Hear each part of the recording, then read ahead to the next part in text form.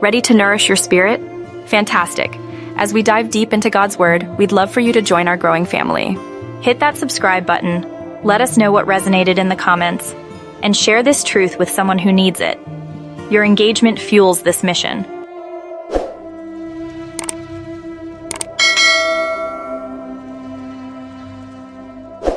In recent weeks about elements of success, personal success and professional success, the fact that every one of us has the opportunity to be successful, but that success is directly related to each one of us. Success is actually your decision. Let's shift gears just a little bit today and talk about the fact that success is related to goals. You see, the failure to set goals will lead to failure. It's just that simple. Goal setting is absolutely a must if an individual is going to succeed personally or professionally. We've all heard about the guy who got on his horse and rode off in all directions. But there really are a lot of people who live a life similar to that. You heard about the pilot who came on the intercom after the airplane was 3 hours out of New York en route for London. The pilot said, "Ladies and gentlemen, I have bad news for you, and I have good news for you." He said, "The bad news is we're absolutely and utterly lost. We don't know where we are at this moment. But the good news is there's a 200-mile-an-hour tailwind, and we're making incredibly good time." I've met a lot of people as I've traveled the roads of life who are making good time, but they don't really know where they're going. They're spinning their wheels and actually getting nowhere fast because they don't have any goals in life. You know, it's as difficult to reach a destination that you don't have as it is to come back from a place you've never been. If we're going to succeed personally and professionally, we need to set some goals. Heard about the 4 men who were standing before the judge. They were all charged with DWI. They were in the same automobile. The judge said, "Now I want the facts straight. I want to know which one of you gentlemen was driving the car." One of them said, "Your Honor, neither of us was. We were all 4 in the back seat." Well, you've met some people like that who really didn't know who was in control of their lives, didn't know who was driving, didn't know where they were going. Well, who should set goals? Everyone. The successful businessman, the young person on his way up the ladder of success. Everyone who wants to succeed in any realm of life must be a goal setter. J.C. Penney said, "You give me a stock clerk with a goal, and I'll give you a person who will make history. But you give me a person without a goal, and I'll give you a stock clerk." Everyone must make goals. Mothers, dads, preachers, plumbers, athletes, doctors, lawyers, students, laborers, every one of us. Because the fact is, the failure to set goals in life leads to boredom. And there are a lot of bored people in the world today. With goal setting, there is a power release. There is an excitement that is generated upon the reaching of the goal. Setting a goal will cause things to start happening. Sir Edmund Hillary was the first man to climb to the summit of Mount Everest. He didn't get there just by deciding to go out and take a walk around the block every morning. It wasn't like somebody came to him after he had climbed Mount Everest and said, "How did you get here?" And he said, "Well, you know, it's a wild thing." He said, "It's kind of crazy. I just kind of went walking around every morning, and I just kept walking one day, and I happened to end up here at the top of this mountain." It didn't happen that way. Hillary set the goal. He said, "My goal is to be the first man to climb to the top of Mount Everest." He got there because he set a goal and went for it. How about the chairman of any big business corporation, the CEO, the chairman of the board of General Motors or IBM? He or she is not there today because they just happen to get up and go to work every morning. Every CEO, every chairman of the board, every head of any big business corporation or enterprise is where he or she is today because of the fact that he or she set some goals. You see, you can't hit a target that you can't see, and you can't reach a goal you never set. A friend of mine says it like this: I'd rather shoot at something and miss it than to shoot at nothing and hit it. Do you realize that under certain conditions, I'm a better quarterback than Danny White? I know. He hit 21 of 24 passes this past Sunday. I know that he's still the number one quarterback for America's team. But give me one advantage on White, and I can hit the receivers with greater precision and with greater accuracy than he. I can find Tony Hill and Drew Pearson in the opposing backfield more often than Danny White. If you give me one advantage, all I want you to put on White is a blindfold. And I'm a better quarterback than he is, because you can't hit a target that you can't see, and you can't reach a goal that you never set. Life magazine in 1972 carried a story about a man by the name of John Goddard. A story called One Man's Life of No Regret. An incredible story of a man who at the age of 15 set down 127 specific goals, and who at the age of 47 had reached no less than 103 of the 127 goals for life that he had set. What kind of a goal should I set? It must be a specific goal. The attitude of some is, well, this is going to be a better year for me. I'm going to lose some weight this year. Well, the question I ask is how much weight? Somebody said, well, I'm going to sharpen my spiritual skills this year. I'm going to pray more. I'm going to read my Bible more. How much more? Somebody said, well, I'm going to invest more money this year.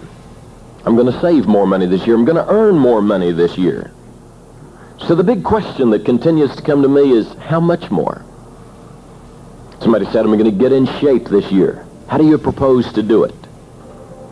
You see, it's a much more reachable, it's a much more attainable goal if a person says, I'm going to lose weight. In the next 90 days, I set myself to lose 10 pounds. I'm going to make more money. I'm going to invest more money. I'm going to save more money. $50 a week. $100 a month.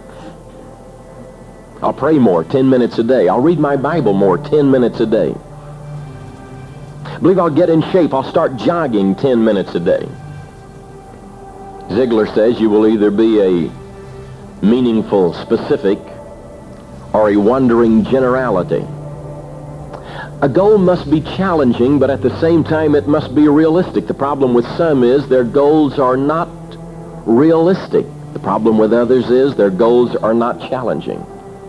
But the fact is, every one of us tends to loaf against mediocre competition.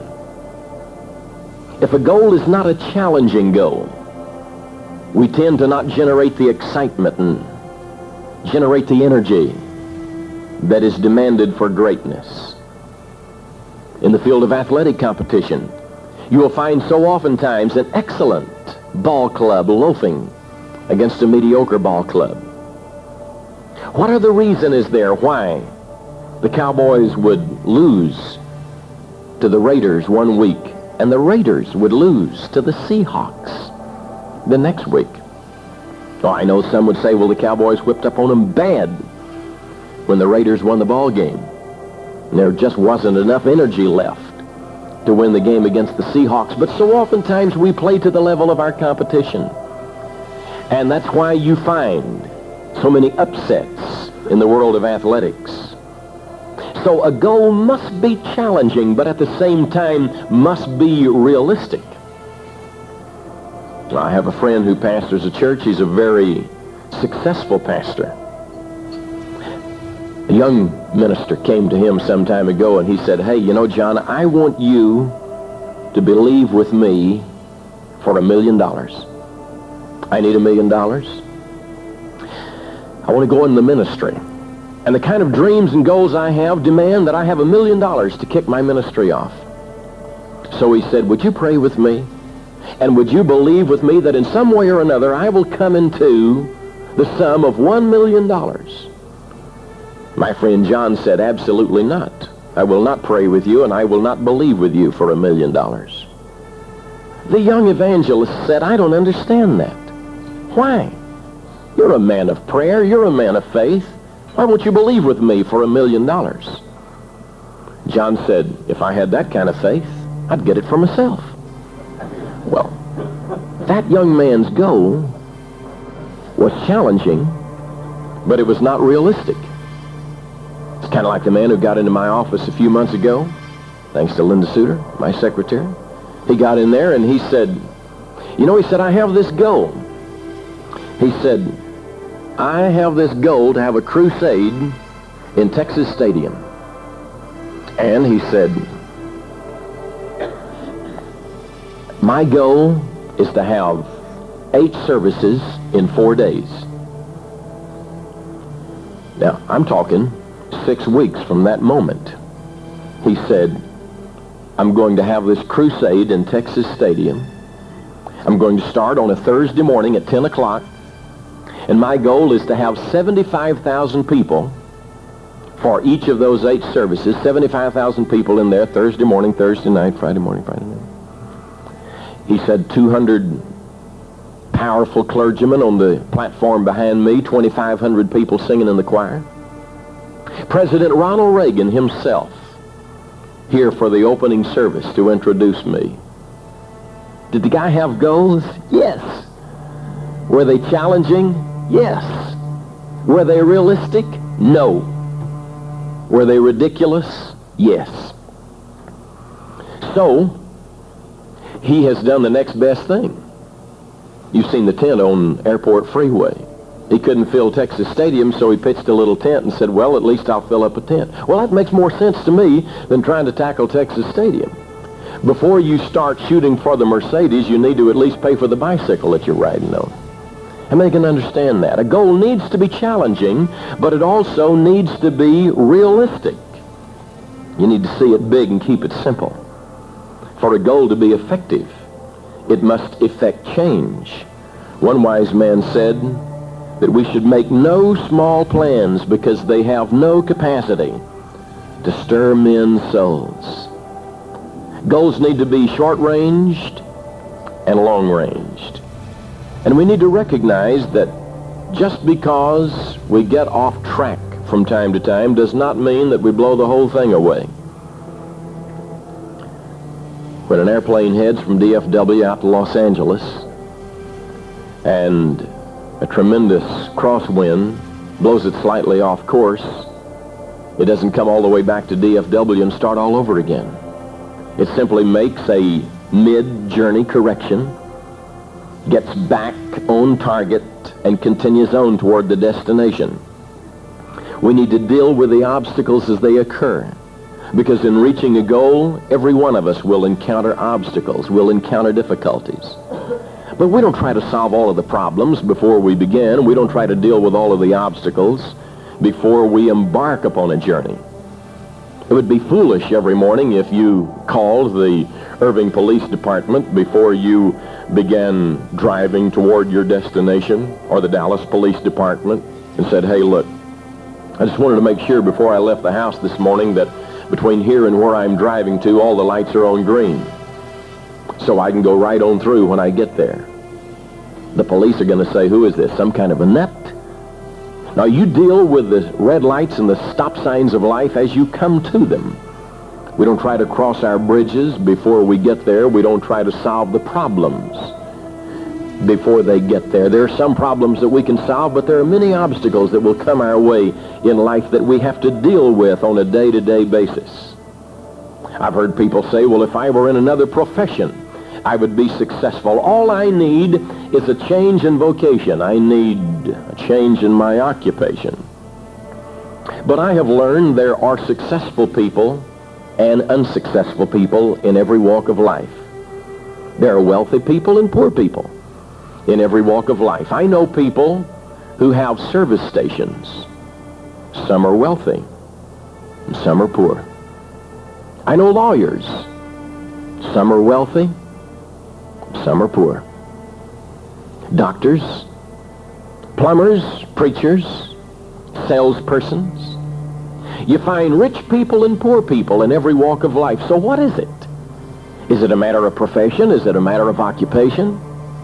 No, it's a matter of attitude. It's a matter of the person. The person must be changed before the occupation is changed. You can go from one job to another, from one profession to another, from one occupation to another, from one vocation to another, and nothing has changed. You're substantially unsuccessful in every area until the person changes. So it takes a change of attitude. It takes a change of willingness to set goals.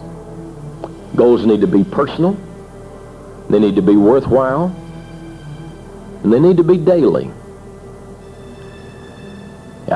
I'm talking about something more than dollars and cents now. I'm talking about something more than real estate and legal tender. I need to ask myself, how will my goal influence others? How will the reaching of it influence those about me? Because the fact is, not one of us lives to himself, not one of us dies to himself. We all have a strong influence on people around us, and we need to be aware of the manner in which we are going to influence those with whom we come in contact. I know some people who are wrapped up in self to the extent that they're only concerned about self. And the person who's wrapped up in himself alone is wrapped up in a very small package. How many can understand that? You know, some people who are so selfish, they're bordered on the north, the south, the east, and the west by self. Give some people a looking glass. That's all the companionship they need for hours at a time. But every one of us needs to be concerned with those around us. How will my goal and my successful reaching of that goal influence my family, my friends, my business associates and colleagues? What kind of an impact will it make upon this world? In the reaching of my goal, who will care?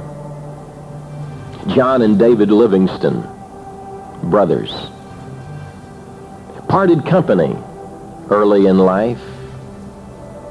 David Livingston sailed to Africa as a missionary. John Livingston became a businessman, a very wealthy, highly successful businessman in Perth County, Ontario, Canada. But if you were to look in Encyclopedia Britannica today concerning, under the name John Livingston, it's just one little byline: David Livingston's brother.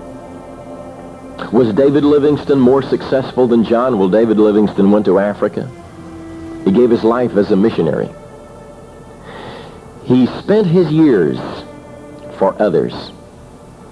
And the fact is that at the time of his death, his teeth were rotted to the core from having eaten so much native chop. And there were only a handful of natives present to mourn his passing at the time of his decease. But we all know that David Livingston was honored by Christians all over the world.